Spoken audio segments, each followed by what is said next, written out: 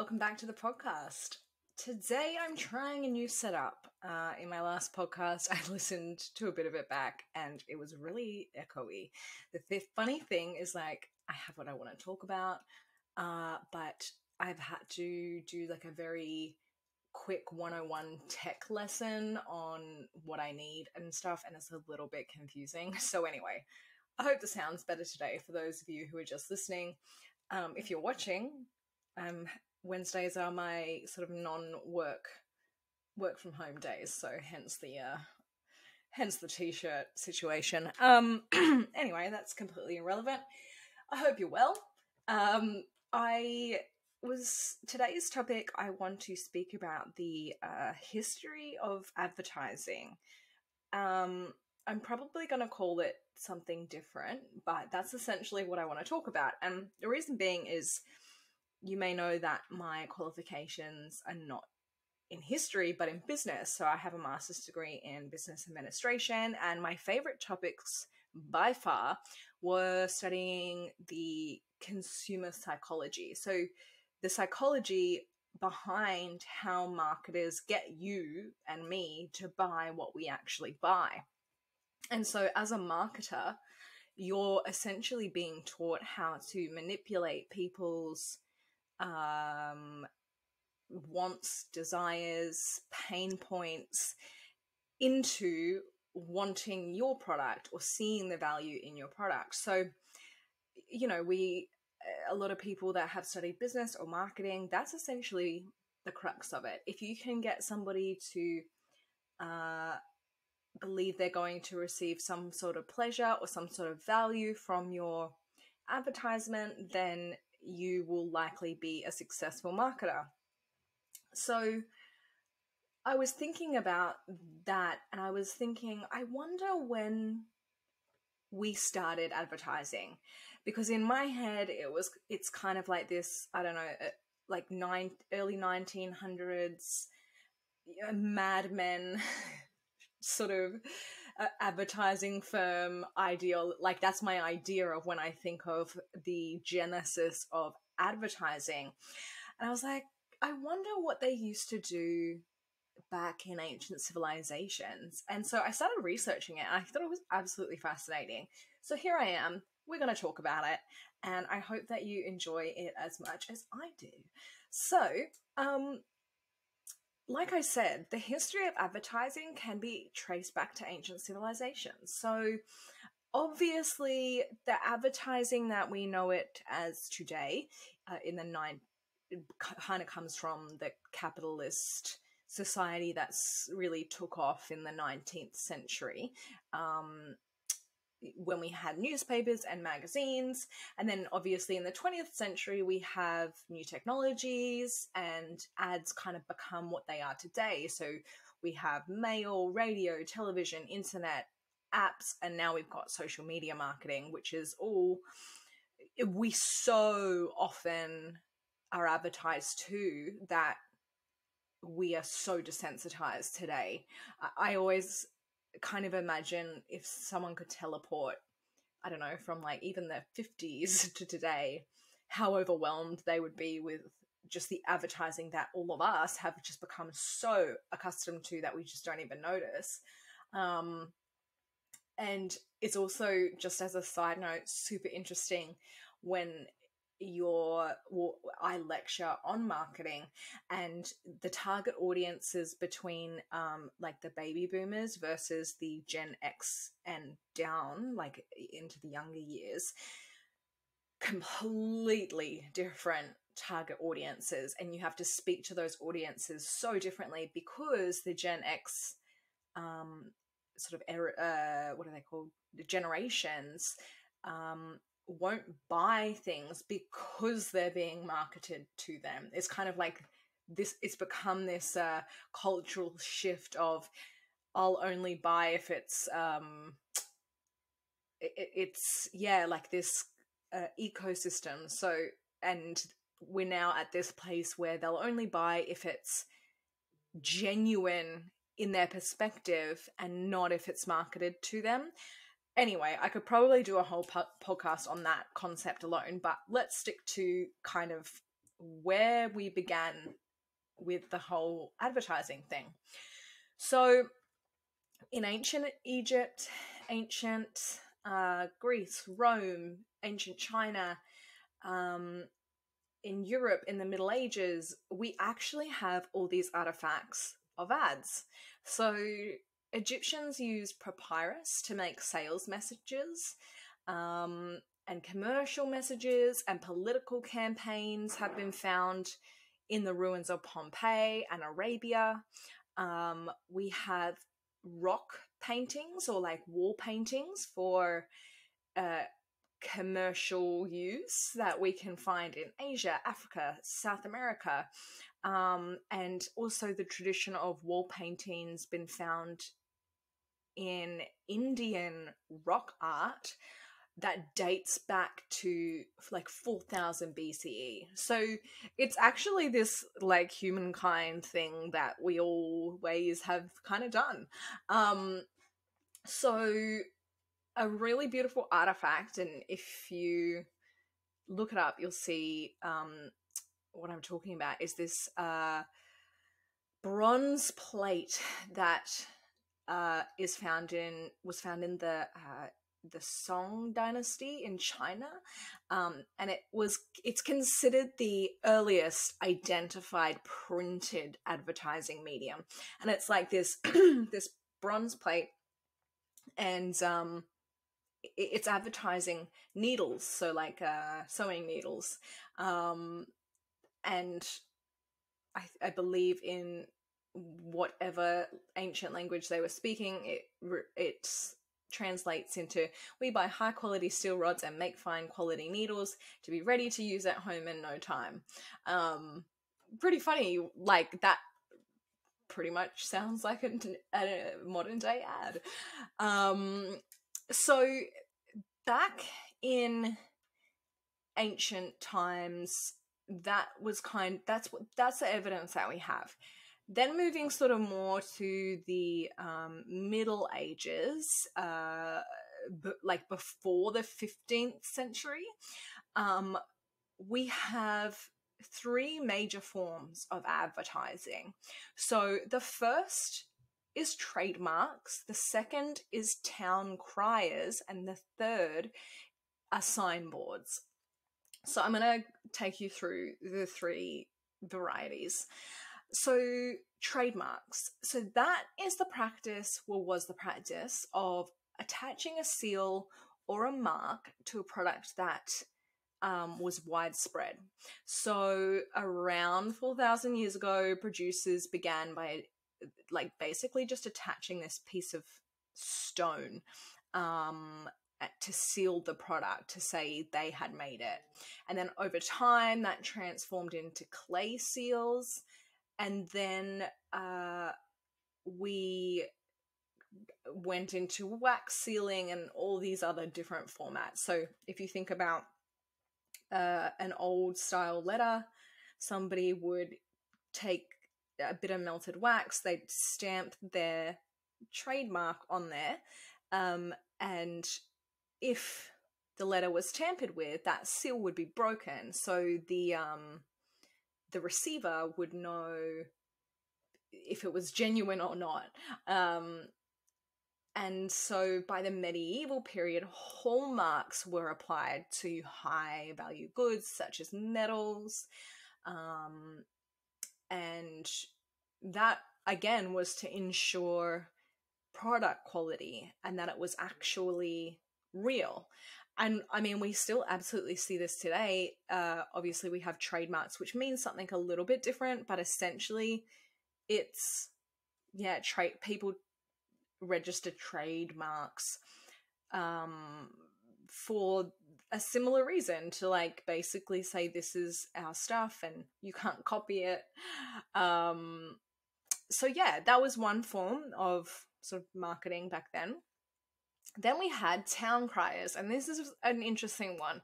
So in ancient towns and cities, majority of citizens were illiterate, and I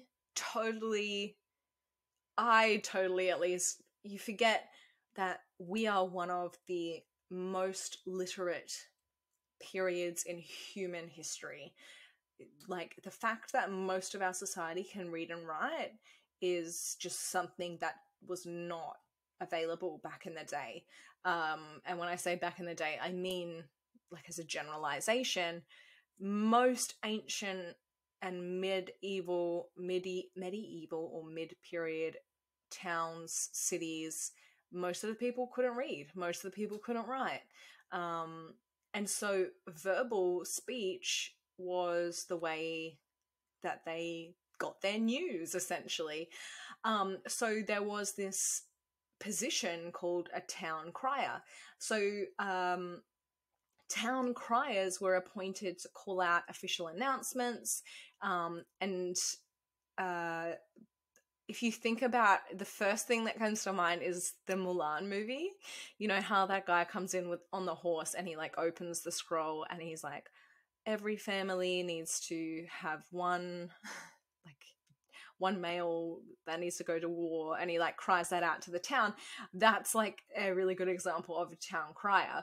Or those, if you think about like English history, where they're like, hear ye, and they, you know, in I think like Cinderella, hear ye, and this is going to be a ball, and all the fair maidens. Again, another example of a town crier, but that was a legit thing. That's how people got their news. So before long, private businesses began to employ public criers to act as like auctioneers or to hawk their products, to promote their goods and services. And basically a street crier was an essential service before mass media happened. Sorry, 1 second. Obviously got my phone vibrating on the table.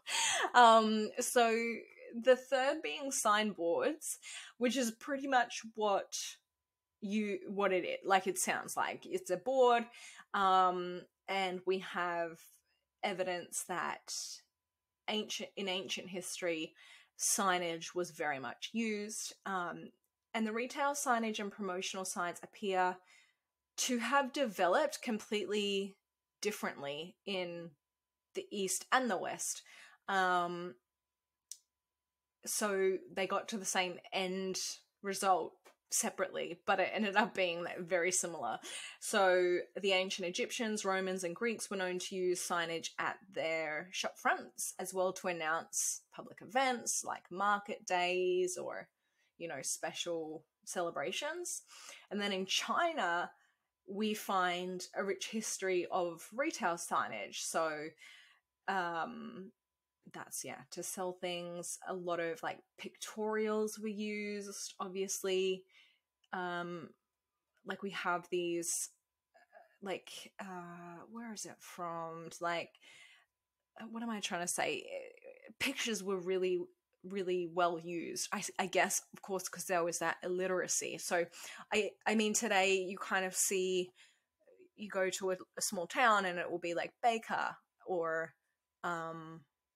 hairdresser, and it'll be the word, whereas in some of these examples of early signage, it's a picture of like a man's face the hair's been cut. So I suppose that's because people may not have been able to read or even write the sign barber, but they can display a picture, and that's like how people understood it. Obviously that's not the case in all of the world at that time, but I just thought that was an interesting point. So in medieval Britain and France and Europe, innkeepers erected signboards, and we kind of have signboards applied to inns and taverns, and we've got heaps of these that have survived into these contemporary times, which is just like really interesting that's like ads are what have survived and are what we have examples of. I just think that's kind of crazy. So in the 16th to 18th century, advertising or modern advertising that we kind of would looks a little bit more similar to what we have today begins to take shape. So we have the advent of the newspaper and the magazines and gazettes and written newspapers. So I believe the first written daily newspaper in Britain was the Daily Courant, which was back in the 1700s, I think, like actually at the turn of the century, so like 1700 and 1701, or maybe 1702. Anyway, that's relevant. So newspapers carried advertising so that they could obviously offset the cost of printing. And I don't know if you guys have ever seen like an original printing press, but it is like intense. It was so hard to print back then. I'm pretty sure that I think that the printing press kind of came in around the 1800s, so like kind of 100 years later. And basically it's like this big stamp, like that's the best way I can describe it. And the printing press guys or girls, would probably guys, because that was a profession back then, and women didn't really work as much like they do this day in today's society. Anyway, that he would have to go and typeset. So he would set each letter into this big ass stamp thing, and then so like the whole newspaper he would like go through and put all the letters in place, and then like put the ink and then stamp it onto each and every individual page. So printing back then was like very expensive, very labor intensive. So they used advertisements, so advertisers would pay them to promote their stuff, and that offset a lot of the cost of the printing, which is interesting because that sort of, I mean, we do the same thing today, right? Also, another tidbit, in like the early 1800s, we sort of see the very first emergence of like false advertising or false news, as we'd probably consider it today. So British newspapers in the 50s and 1850s and 1860s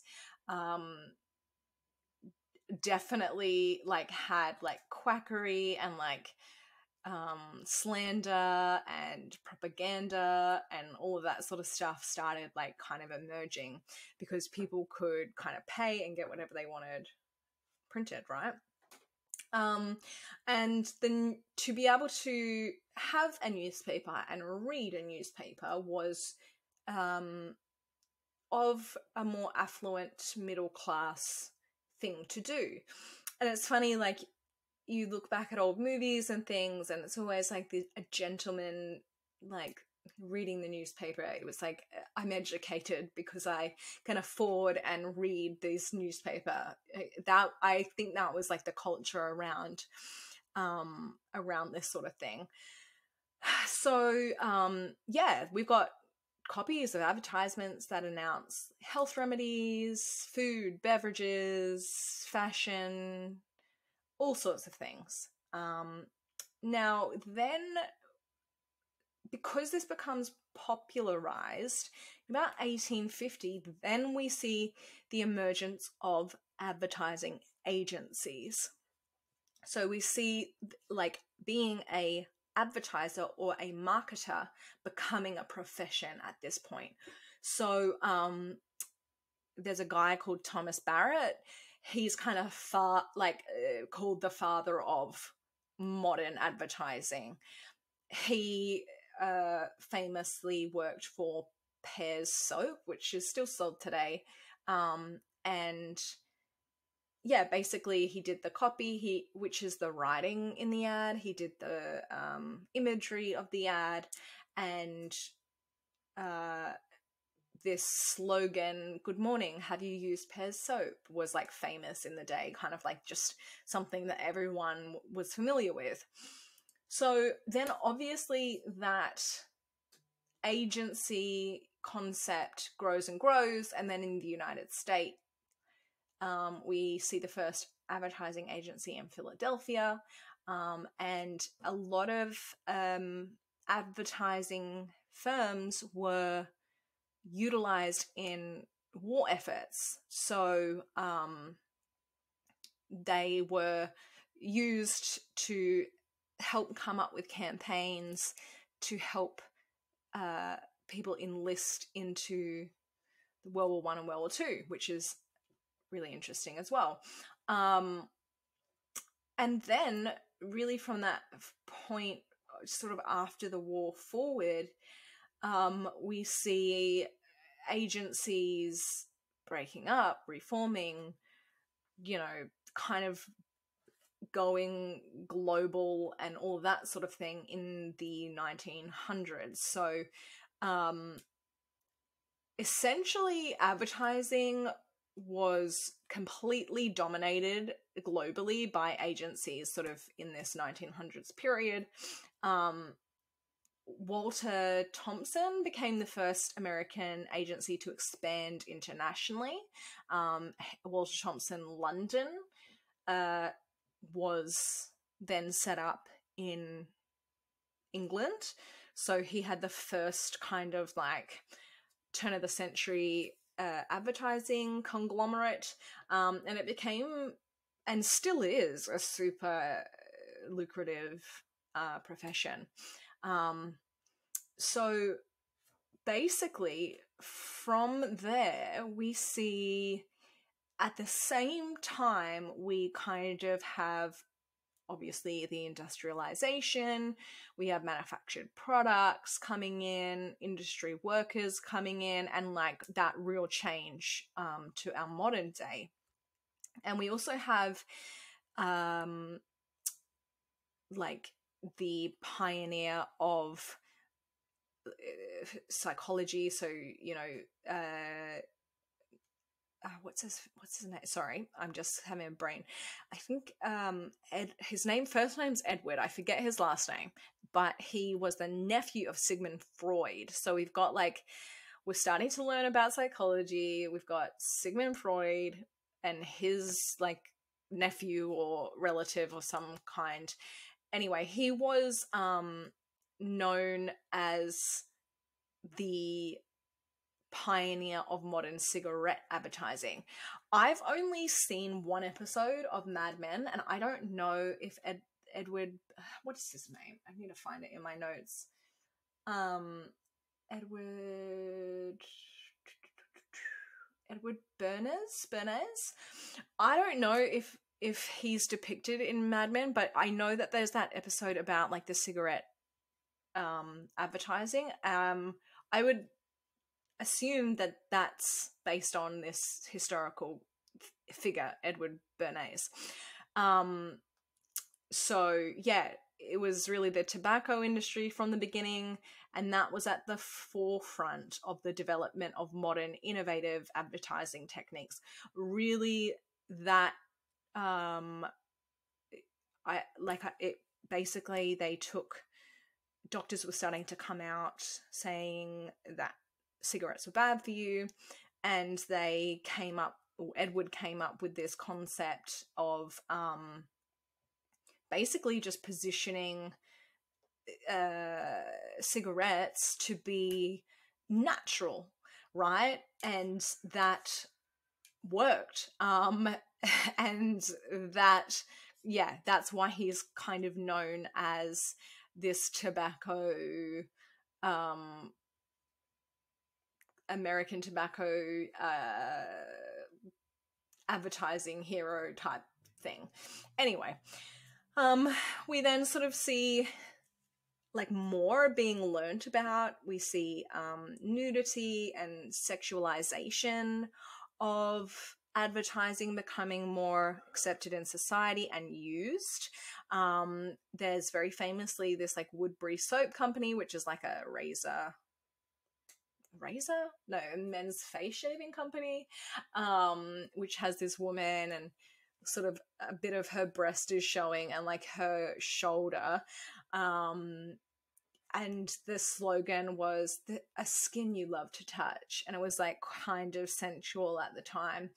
And then in the early 20th century, psychologists Walter D. Scott and John B. Watson contributed applied psychology to the field of advertising. And kind of from there, things kind of went nuts. And we very much, that's a very much the foundations of consumer psychology today. So everything that you see on the internet, every ad that you see, it's all thought about and structured by a professional. Even I remember in uni we were learning about like architects that design malls, and so you've got the outside of the mall, which is always like reflective and loud and, you know, heaps of noise and it's overstimulating, and then you go into a shop and it's quieter and it's welcoming and it might be at a lower temperature, and it makes you want to spend more time in the store away from the reflective and overstimulating hallways, you know. The same with online advertising. And I'm sure you've all experienced now with these days, you talk about a topic and then the next minute, you know, it's popping up on your Facebook or Instagram, and all of that is calculated. And I think that that's really important to understand as consumers. We buy what we buy because we're influenced to do so. And just being mindful of that can really change the way that you view your spending habits and all of that sort of stuff. I just think it's really powerful information to know that we're all consumers, we're all being constantly marketed to. But it's sort of like, yes, it's different today, but interesting to know that advertising kind of has always been around. I hope that you've found this information interesting. I found it really interesting, so I was like, you know what, I'm going to put it on the podcast. Let me know in the comments, and I will see you in the next episode. Thanks, guys.